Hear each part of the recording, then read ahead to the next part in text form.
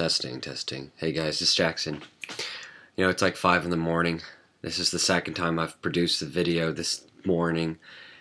I just realized that my audio wasn't plugged in, so here I go on the second attempt. Secondly, I just want to connect with all my brothers and sisters out there. All those that are non-judgmental, all those that are open-minded, and all those that are on their path to becoming more open-minded, more diversified in their sense of what they're willing to accept, what they're willing to take into their energies, right? So this video is about your focal signature, what I call our focal signature. And I want to first just kind of give a shout out to all my gamers out there. I grew up playing video games almost heavily. I just loved it. And for all the nerds out there, and I studied, from time to time, I just had, just phases where I've just hit the book so heavily that my vision was impaired over time. And I have had episodes where, they were weakened, and they were strengthened, they were weakened, and they were strengthened. I could kind of see how turbulent our vision is, and it's not that it's always going to go downhill, or it's not like it has to go in any particular order or manner, right? It is how you desire to control it.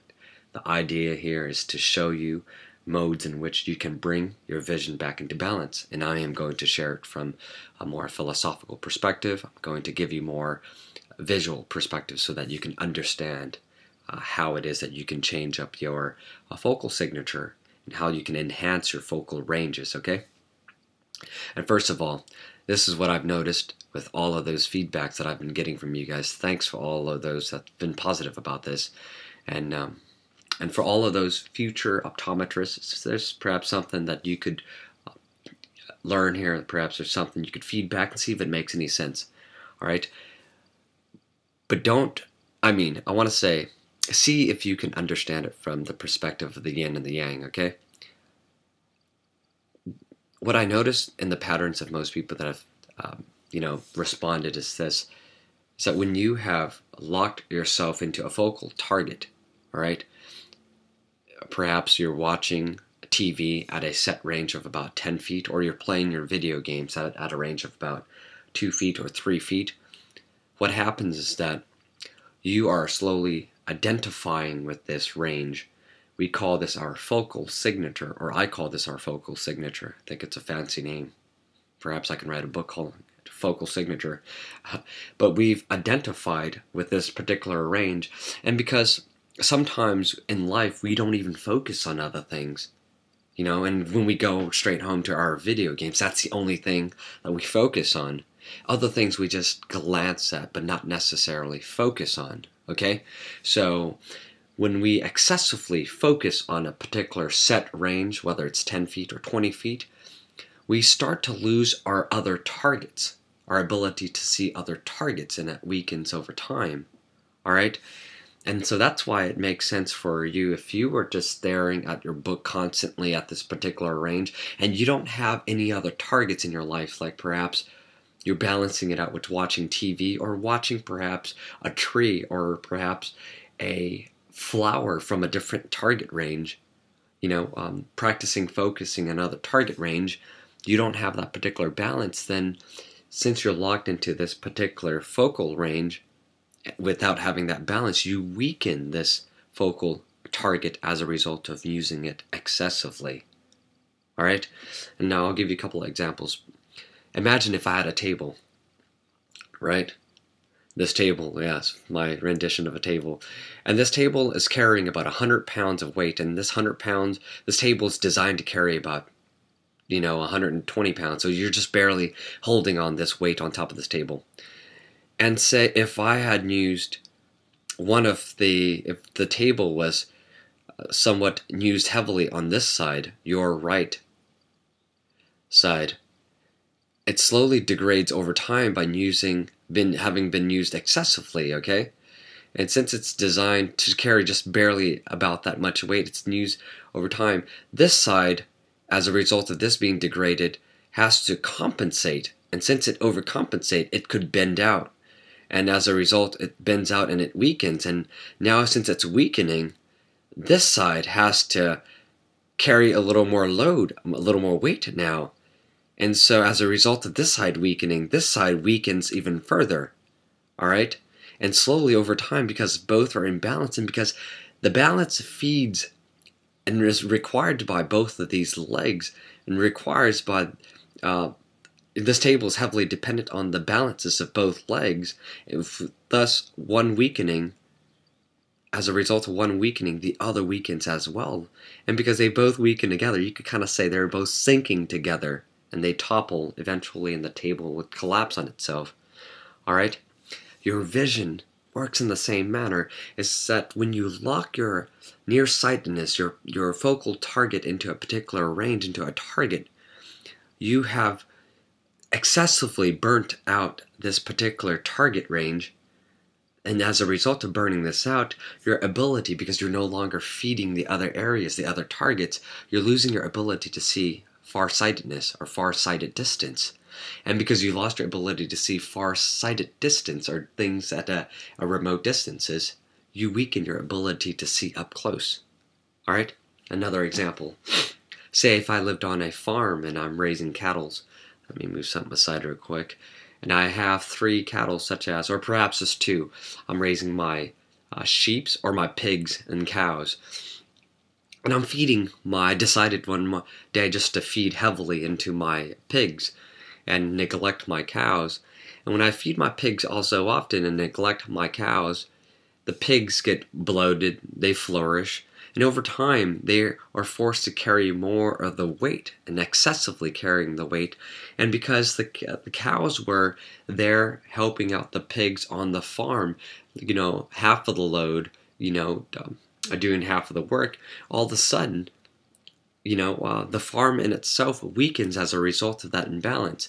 The cow gets neglected, the pigs gets more energy, the pigs heightened, and over time the pigs gets kind of tired, and because of having to carry much more load, the cows in itself depended heavily on the nutrients that you fed all to the pigs, and now they're weakening. They can't carry any of the load to help out the pigs.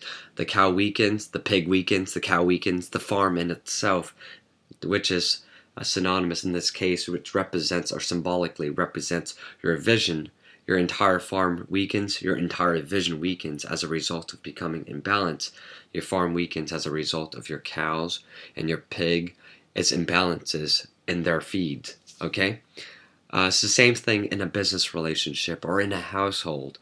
If in a business you have 2 partners going into it, one having to carry more of the load, over time, in excess of the person that's carrying the excessive amount of load, the excess amount of load is going to complain, it's going to nag, and all that stuff, and it's going to weaken its energy, its passion dies over time, and since the other person's not getting in any of the work, perhaps it feels neglected, feels less significant, maybe it's weakening as well, right?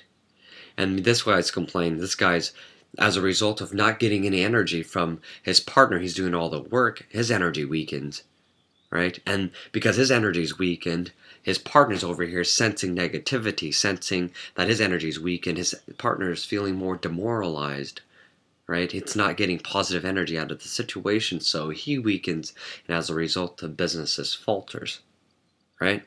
So it happens in real life, it happens philosophically, it happens scientifically, and that's how our vision works. And the more you start to understand life, check out all my other videos, they're all about the yin and the yang. Our vocal range is like that. When you hit on girls, it's like that. It's push, pull, and concept. When the ways in which I see Van Gogh's artwork, it's like that. It's whether or not he knows it. The ways in which I see Nikola Tesla's work or Edison's work, or the ways in which I see Einstein and how he thinks, it's exactly like that. It's the idea of relative strength, using relative strength to empower one another, or if you're doing it wrong, or not necessarily wrong from a perspective, if you're doing it in a disharmonious way, you could relatively weaken one another, and slowly they both topple down together and sink. All right. So if you have the opportunity, enhance yourself. Learn more about this from all of my other videos and see how that could effectively better your life, not just your vision. All right, thank you again for allowing me to express my understanding of the yin and the yang, and expressing all of the things that I've been so passionate about and sharing with you guys. The law of contrast, which I believe are all the books that have been burnt in the past. All right, and I hope you've enjoyed this video as much as I've enjoyed making it. And I thank you again for spending time with me. Stupid me, I totally forgot to include more. So I'm like going empty. I forgot to give more examples and methods and practices so that you could further enhance your vision using the idea of balances. Say if you were, so focused on a particular range or focal target, your focal signature, all you have to do is set up other targets around this particular range. All right, you can use glasses or you can go without your glasses. It doesn't matter. The idea is that be open-minded to the fact that glasses is just another modality. Okay, and it doesn't affect. You could see perfectly fine with your glasses on, and you could also see just as well without your glasses on. All right, but the distances could be affected by obviously the design of your glasses and the lenses. All right, but you can empower yourself in the sense that you could see with or without them on, and that's how powerful you can become.